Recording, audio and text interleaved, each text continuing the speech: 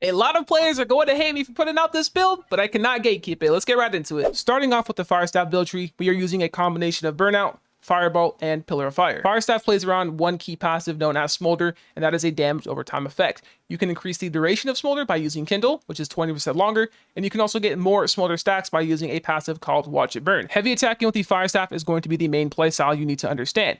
We do not need to be light attacking simply because we have a lot of heavy attack modifiers such as Spell Focus and Fiery Restoration. We essentially have infinite mana using Spell Focus because it restores our mana, and we also have a lot of CDR built in with Fiery Restoration. The rest of the passives in the Fire Staff tree are stat sticks that are going to increase our damage. Prophet of a Fire God is going to increase our critical strike damage by 15%, and Spellslinger is going to increase our critical strike chance by another 10% as well. We also have a lot of Empower built in with Clear Mind, that is 5% extra Empower, and we also have Clear Casting. This is going to increase our Empower by another 5%. So the best three abilities to use with Rapier is Evade, Fletch, and Flourish and Finish.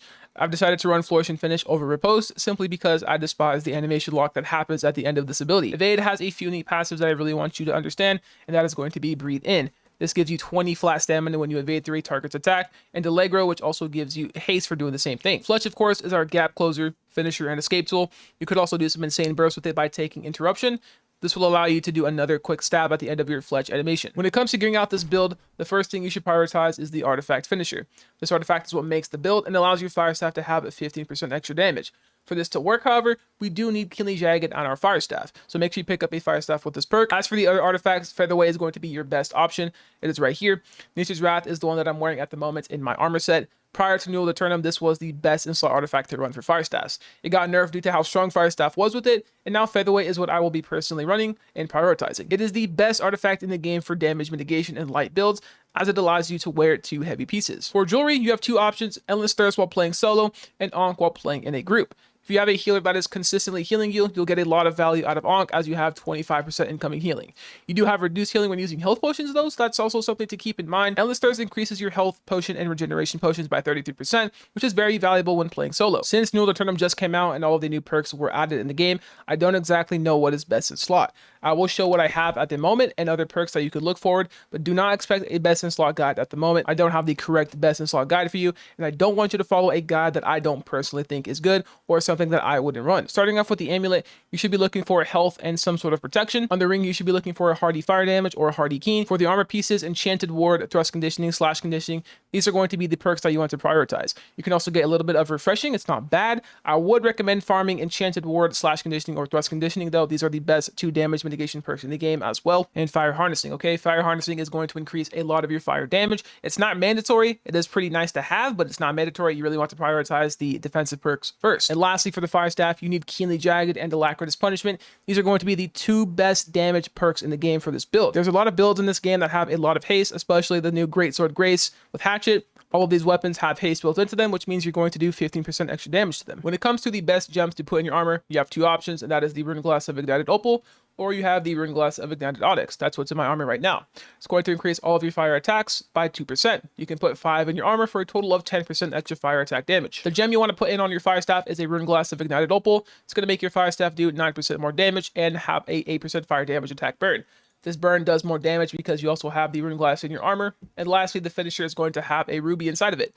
This ruby is fire damage, which scales with the fire gems that we have in our armor. There is a few stat pages you can run, and all of them you'll need 200 con and 350 int minimum. Past 350 ints, you'll get less damage due to diminishing returns. So I like to go fully into dex at this point, about up to 65. For my rapier damage, you can also go 25 dex for the crit chance and 25 focus for the CDR. It's really up to you, but I do run 65 dex in my build here. I cannot forget consumables. I cannot stress how important these are for your damage. Honing Stone is going to give you 7% extra weapon damage, and as well as the stat food on the bottom left of my screen here, I have a 48 intelligence stat food on.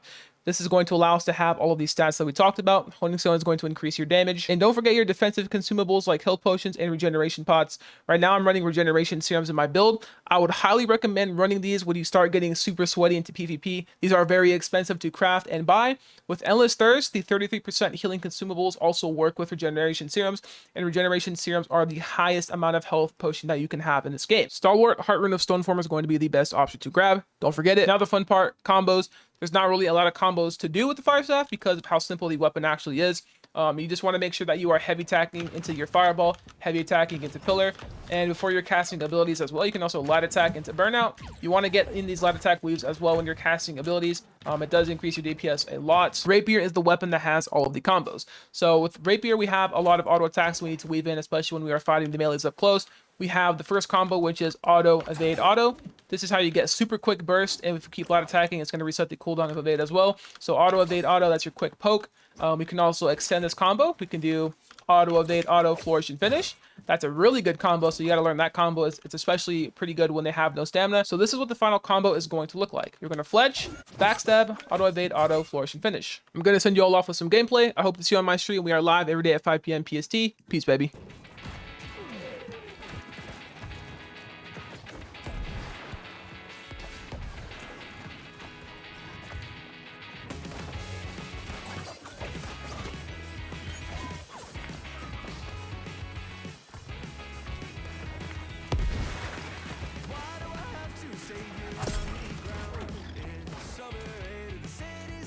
Escapes you with a sound. It's delineated away at the station for an hour. But I won't make you take off on an object by these hours. And you overtake it every moment that I see you on the rise. You're trying to cross the sky. Now that ink has dried, and I can't tell you why. Can you tell me? Yo, I'm stuck. No, he stopped his greatsword build.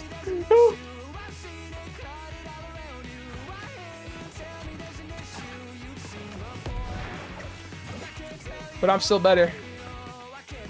Wait, he procs.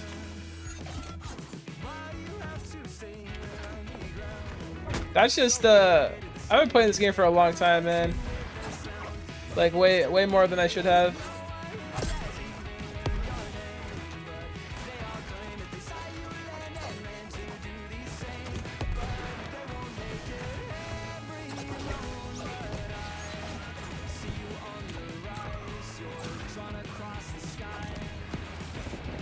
Like, how are you supposed to run from this, bro?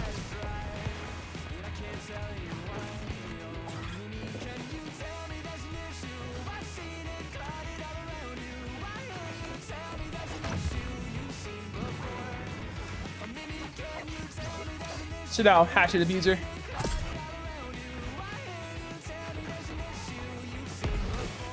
I just one-shot that guy, by the way.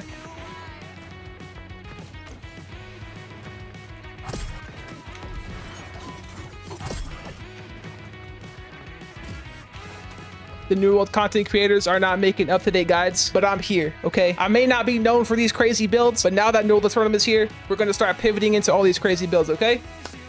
All right. GG's, okay? I'm gonna go to bed. We're going crazy, okay? Love y'all.